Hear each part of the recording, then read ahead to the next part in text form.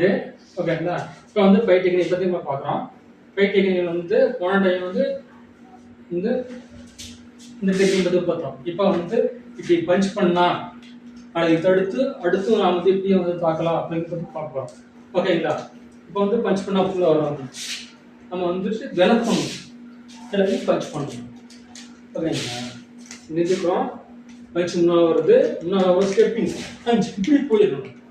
நேருக்கு நேரம் வந்து முன்னாடி அடிக்க வரும்போது நம்ம வந்து தாக்குதல் கிடைக்கும். நம்ம மேலே வந்து உடம்பு வந்து டச் ஆகும். அது நம்ம வந்து அந்த தாக்குதல் வந்து விலகணும்.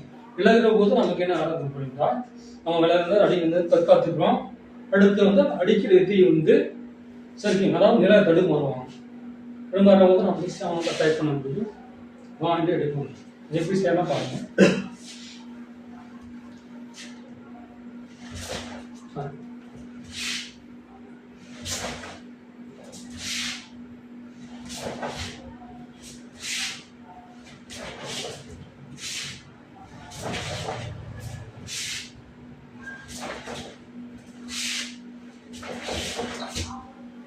இது மாதிரி நம்ம ஸ்பீட் பண்ணிக்கலாம். ஓகேங்களா.